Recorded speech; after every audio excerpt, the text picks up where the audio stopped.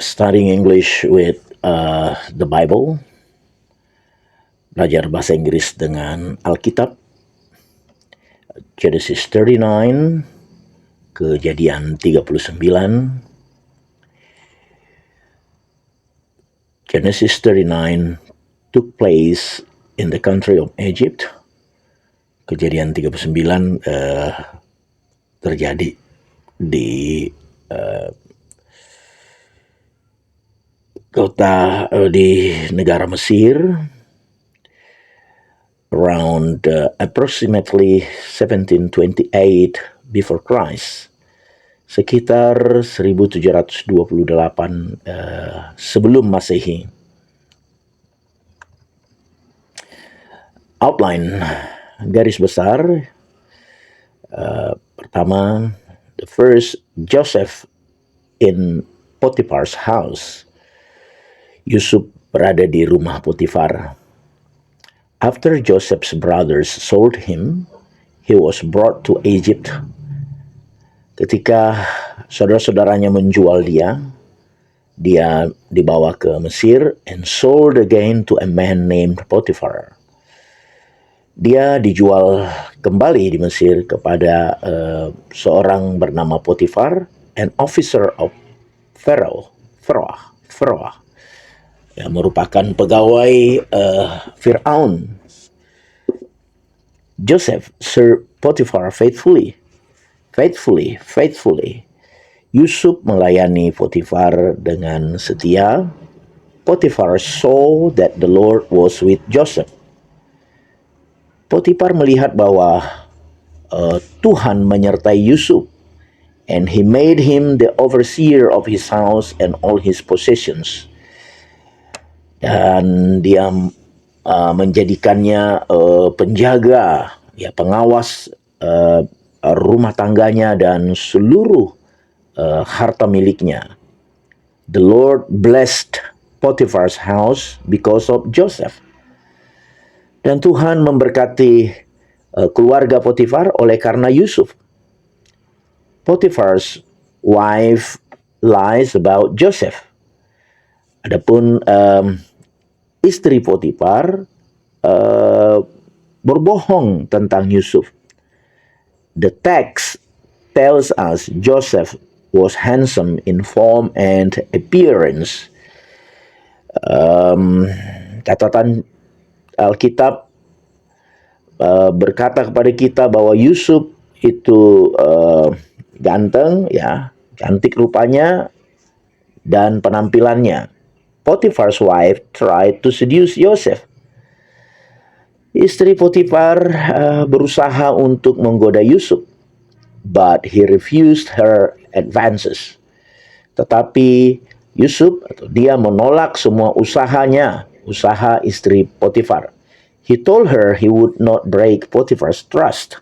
Dia mengatakan kepadanya bahwa dia tidak akan mengingkari atau dia tidak akan merusak kepercayaan Potifar. She tried repeatedly. Dia berusaha berulang-ulang to seduce him, untuk menggoda dia, but he continued to refuse. Tetapi dia terus menolak. One day, when Joseph was in the house with her alone, satu hari ketika Yusuf berada di rumah dengan dia, she grabbed his garment and insisted he sleep with her. Dia kemudian menarik pakaian Yusuf, dan memaksanya untuk tidur dengan dia. Joseph ran out of the house. Yusuf lari dari rumah itu, but left his garment behind. Namun dia meninggalkan pakaiannya tertinggal. Potiphar's wife lied to her husband. Istri Potifar berbohong kepada suaminya and told him Joseph tried to seduce her.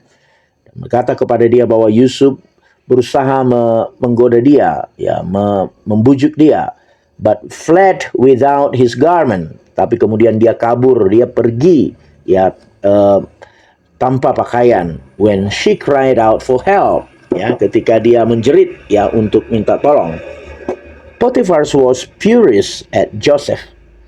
Dan Potiphar marah sekali kepada Yusuf and threw him into the prison dan memenjarakan dia where the king's prisoners were jailed. Ya, di mana tawanan-tawanan raja di penjara ya. But the Lord was with Joseph. Ya, tetapi Tuhan bersama-sama dengan Yusuf, menyertai Yusuf and showed him steadfast love dan menunjukkan kepadanya kasih setianya and gave him favor dan memberikan dia perkenanan in the sight of the keeper of the prison, ya, di mata penjaga penjara itu. Joseph was put in charge of all the daily tasks of the prison.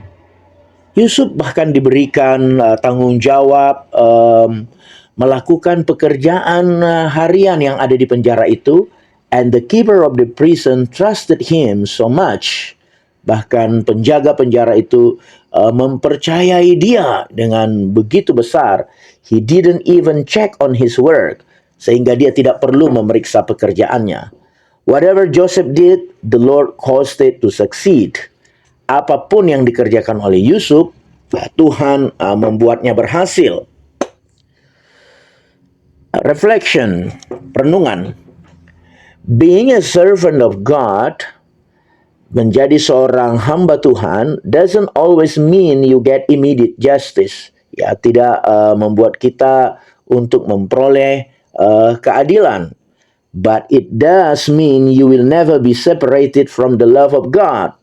Tetapi arti yang utama adalah kita tidak pernah dipisahkan dari kasih Allah.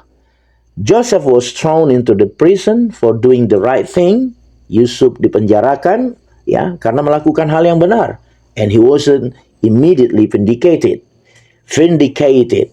He wasn't immediately vindicated. Dia tidak dengan segera dibela atau dibenarkan ya, atau dibebaskan.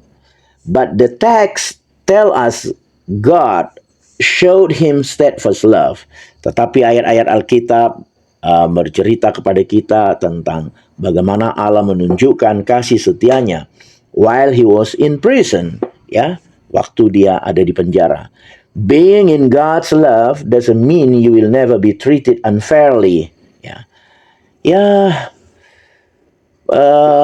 Dicintai Allah, ya, tidak menjamin, ya, tidak merupakan bahwa kita tidak akan diperlakukan dengan tidak benar, ya. Jadi orang-orang yang dicintai Allah bisa saja diperlakukan orang tidak baik. It means God will never forsake you, even when you are mistreated by a sinful world.